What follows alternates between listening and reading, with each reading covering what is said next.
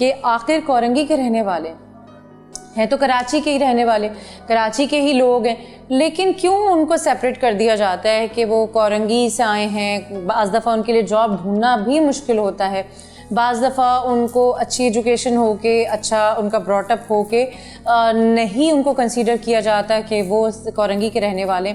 ये डिफ्रेंशिएट किस तरह से ख़त्म होगा और कब ख़त्म होगा और ये क्यों है? जी नईम साहब। नहीं, ये जो मैं बिल्कुल आप जो कह रही हैं कि कोरंगी को या तो ये समझा जाता है कि कोरंगी क्योंकि नदी के इस तरफ है, शेर नदी के उस तरफ है, तो हमने वो भी हम ख़त्म करने जा रहे हैं। नदी पे हम ब्रिज बनाने जा रहे हैं अभी हम कोरंगी का। अच्छा। सबसे बड़ा ब्रिज बनाने जा रहे हैं अभी हम। कोरंगी सिंध गवर्नमेंट ने तोहफा दिया कोरंगी के लिए।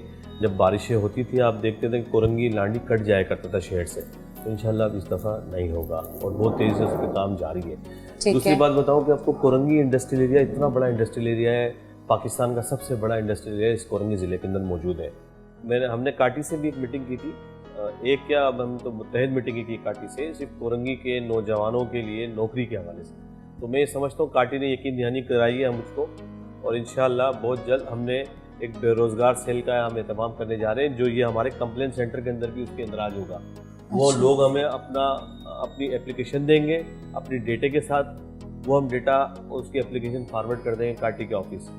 जहाँ नौकरी निकलेगी जिस कंपनी के अंदर, इंशाल्लाह वहाँ पर उस बच्चे को भेजेंगे और इंशाल्लाह वो अपने घर का भी गुजारा कर सकेगा और ख़ुद भी वो नौकरी से वाबस्ता हो जाएगा इंशाल्लाह। अच्छा नईम साहब, मुझे बताएं, बहुत बड़ा कोरंगी में इंडस्ट्रियल एरिया है, जैसे कि अभी काठी की बात हो रही है, एक बहुत बड़ा बिज़नेस लॉबी है यहाँ पे, एक बिज़नेस कम्युनिटी है यहाँ पे जो काम करती है।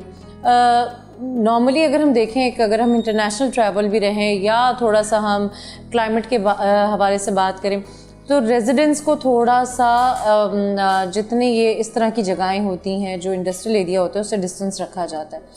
कोरंगी को आप क्या समझते हैं? क्योंकि ऑब्वियसली कोरंगी में मूवमेंट भी फिर वैसे ही है, चीज़ों का आना जाना, सामान हो गया, बिज़नेस कम्युनिटी का यहाँ से एक्सपेक्टेशंस, ऑब्वियसली जो एक शहर में मूवमेंट नहीं होती है, जो मूवमेंट वहाँ नहीं होती है वो यहाँ होती है। तो उस हवाले से आपने क्या प्लान रखा हुआ है पोल्यूशन के हवाले से? कि हाँ भाई जाहिर सी बात है, जब यहाँ पे फैक्ट्रीज़ होंगी, यहाँ पे काम ज़्यादा होगा, यहाँ पे लेबर का आना जाना, फ्यूल कंजप्शन ज़्यादा होगा, तो उस हिसाब से क्या है लोगों की सेहत है, क्योंकि रेजिडेंस एरिया भी साथ साथ चल रहा है। देखो, उस हवाले से हमने यहाँ पर इन्वायरमेंट ऑफिस बना हुआ बाकायदा यहाँ पर हमारे इंडस्ट्रियल एरिया के अंदर ही। ठीक है। जब वो देखते कि कोई फैक्ट्री वायलेशन कर रही है तो उसको वो जुर्माना भी करते हैं, उसको सील भी करते हैं। अच्छा। सिंध गवर्नमेंट के तहत हमारा जो मिनिस्ट्री इन्वायरमेंट है उसके तहत चलता है। दूसरा ये कि कोरंगी के अंदर हमारे पास जो इंडस्ट्रियल एरिया है वहाँ पर रिहाइश नहीं है। अच्छा। उससे फासले पर रिहाइश है, तकरीबन आधे किलोमीटर 1 किलोमीटर के बाद उनकी रिहाइश शुरू होती है। जैसे हमारा 10,000 रोड बीच में सेंटर में है, उसके बाद फैक्ट्रियाँ शुरू होती हैं, तो वो गवर्नमेंट उसको देखते हुए लोगों को अप्रूवल देती है कौन सी फैक्ट्री कहाँ लगनी चाहिए। अब लेदर कंपनी है, वो बिल्कुल आप देखेंगे कि हमारी जो नदी है बंद के साथ ज़्यादातर लेदर की कंपनियाँ हैं, तो गवर्नमेंट उसको देखते हुए उनको फैसला करती है कि कौन सी कंपनी को कहाँ नीड है, कहाँ हम उनको अप्रूवल दें। ज़बरदस्त। इसका मतलब तो ये है कि तमाम चीज़ों को देखा जाता है, जांचा जाता है।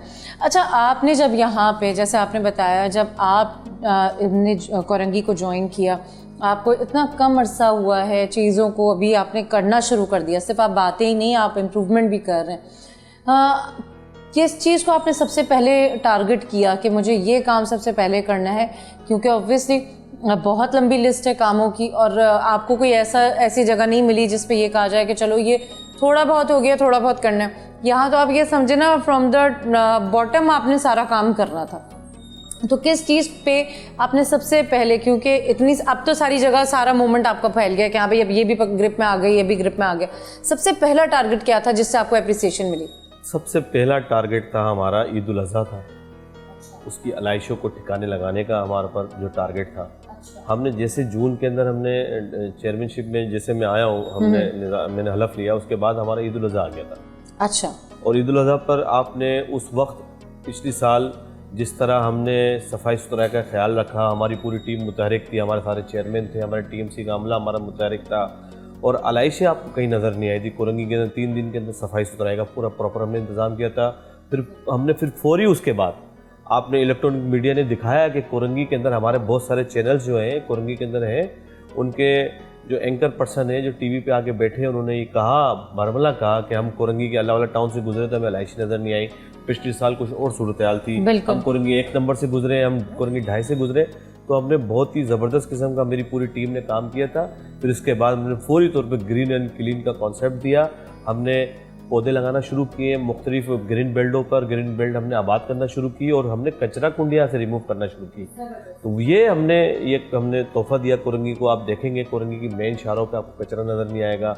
मुख्तलिफ हमने फाइनल कर दिया कि हमने ये जो सेक्टर है या ये कोना है जो हमारी एक्स्ट्रा लैंड बनी हुई थी, हमने उसी के ऊपर कचरा फेंकने का कहा। फिर हमने डोर टू डोर कचरा उठाने का इंतज़ाम करवाया।